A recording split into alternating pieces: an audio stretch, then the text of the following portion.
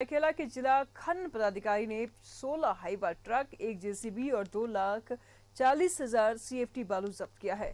जिला खनन पदाधिकारी ज्योति शंकर सतपथी ने बाराती बन करके बालू जब्त किया, लेकिन अब तक किसी पर कोई प्राथमिकी दर्ज नहीं हो पाई है। जब्त हाईवा ट्रक की संख्या भी कम बताई जा रही है।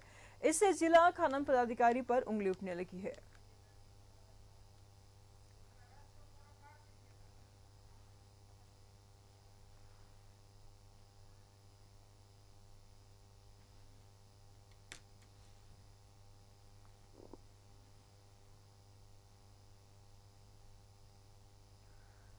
तमाम जानकारी के लिए इस पर दीपक इस वक्त हमारे साथ जुड़ चुके हैं। दीपक, 15 जून से बालू खनन पर रोक लग जाएगी और ऐसे में बालू माफिया बालू को स्टॉक कर रहे हैं बड़े पैमाने पर।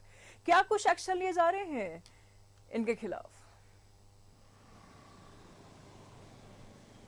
दीपक, झारखंड प्रदेश में बालू का अवैध तरीका से कारोबार जो है वो लगातार हो रहा है जी। और अभी 10 जून से लेकर के 15 अक्टूबर तक बालू का उठाव पर पूर्ण रूप से रोक लग जाएगी। और जब बालू का उठाव पर रोक लगेगी तो इसका असर जो है वो कंस्ट्रक्शन के कार्यों पर पड़ता है। और इसी को ध्यान में रखते हुए जो खान सचिव के निर्देश पर यह आदेश जारी किया गया है कि बालू का स्टॉक करने के लिए स्टॉकिस्ट को लाइसेंस दिया जाए और इसके लिए 14 स्टॉकिस्ट को लाइसेंस जारी किया गया है राजधानी रांची में।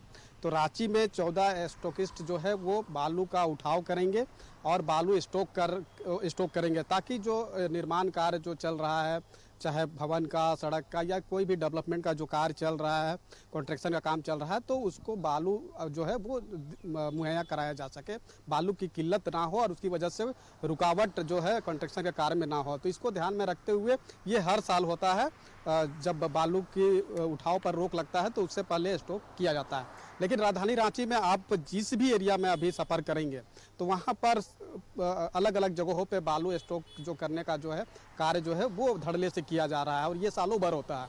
बालू स्टॉक करने का जो आदेश है वो जून माह में शुरू होता है। 10 जून से पहले जो है स्टॉक करने का निर्देश दिया जाता है, लेकिन सालों भर राजधानी रांची में बालू स्टॉक किया जाता है और उसको ऊंचे दाम में बेचा जाता है, यानी कि जो निर्धारित मूल्य है उससे 2 गुना से 3 गुना दामों पे बेचा जाता है। खास तौर पे बरसात के सीजन में जब बालू का उठाव रोक लग जाती है तो वैसे समय में बालू का अवैध तरीका से जो कारोबार है वो बड़े पैमाने पे होता है, क्योंकि बालू पूरी तरह से स्टॉक जो है वो शॉर्ट हो जाता है। तो बालू का शॉर्टेज का जो फायदा है वो बालू माफिया के द्वारा उठाया जाता है। तरीके और से जो बालू को स्टॉक किया जा रहा है, जो बाहर बेचा जा रहा है, इसको लेकर के क्या कुछ कार्रवाई कर रही है प्रशासन? कोई एक्शन देखने को मिल रहा है?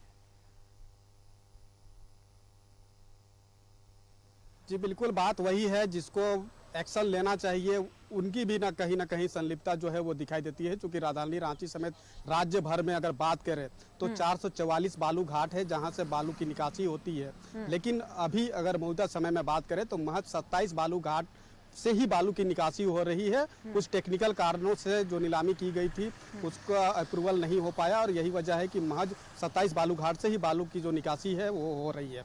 और बालू का जो अवैध तरीका से कारोबार की हम जो बात कर रहे हैं, क्योंकि जो स्टॉक करने का बालू को स्टॉक करने का जो आदेश है वो खान सचिव के आदेश पर डीएमओ को दिया जाता है और उसके लिए बाकायदा लाइसेंस दिया जाता है।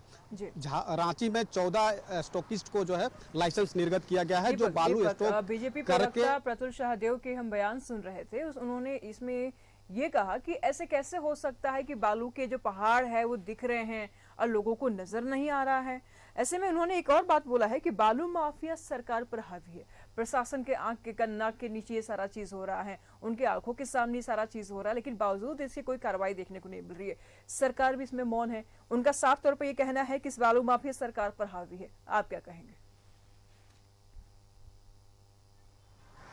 जी बिल्कुल, बात वही है कि जब बालू स्टॉक अवैध तरीका से करके लोग बेच रहे हैं और ये प्रशासन के नाक के नीचे हो रहा है, तो ऐसा तो नहीं है कि प्रशासन को इसकी जानकारी नहीं है, लेकिन है कि प्रशासन को भी उसके एवज में कुछ मिलता है और यही वजह है कि वो कार्रवाई करने के बजाय उसे कहीं ना कहीं संरक्षण देती हुई जो है वो प्रतीत होता है। क्योंकि हम हर एक इलाकों में जब घूमते हैं तो हर एक इलाकों में हम देखते हैं कि बालू स्टॉक करके बालू का अवैध तरीका से कारोबार किया जा रहा है। जब हम ये बात कर रहे हैं कि 14 स्टॉकिस्ट को ही लाइसेंस निर्गत किया गया है और वही बालू को स्टॉक करके वो बेच सकता है, लेकिन राजधानी रांची में सैकड़ों ऐसे जगह है, सैकड़ों ऐसे बालू के कारोबार करने वाले कारोबारी है जो कि बालू स्टॉक करके पूरे सालों भर बालू को उच्च दाम पर बेचते हैं। और इसका सीधा जो असर है वो गरीब मध्यम दर्जे के लोग जो मकान बना रहे हैं या फिर कुछ निर्माण कार्य कर रहे हैं तो उन पर पड़ता है, क्योंकि बालू उच्च दाम में उनको खरीदना पड़ता है। और खास तौर पे बरसात के सीजन में बालू के दाम में कई गुना उछाल जो है वो आता है। और इस बार भी देखने को मिलेगा जब बालू शॉर्टेज हो जाता है तो उसका जो फायदा है वो खास तौर पे बालू का जो कारोबार करने वाले माफिया है वो इसका लाभ उठाते हैं और सीधे तौर पे इसका असर जो है गरीब जनता पे पड़ता हुआ दिखाई देता है। और इस बार भी दिखाई देगा, जैसा हमने बार बार कह रहे हैं कि 14 जो स्टॉकिस्ट है उन्हें ही लाइसेंस दिया गया है। तो राजधानी रांची में सैकड़ों जो बालू के कारोबार करने वाले कारोबारी है वो कैसे धड़ल्ले से बालू स्टॉक करके बेच रहे हैं। तो इस पर कार्रवाई करने की जरूरत है ताकि जो बालू का जो रेवेन्यू है वो उसका भी फायदा सरकार को मिल सके, रेवेन्यू गवर्नमेंट को जा सके। और जो कंस्ट्रक्शन का काम कर रहे हैं, जो बालू की खरीदारी करके अपना छोटा मोटा मकान बना रहे हैं, तो उन्हें भी जो है एक निश्चित मूल्य पर उसे बालू मिल सके। तो इस पर सरकार को, प्रशासन को ध्यान देने की जरूरत है, तभी जाकर के बालू के अवैध कारोबार पर रोक लग सकती है। जी बहुत बहुत शुक्रिया दीपक आपका इन तमाम जानकारियों के लिए।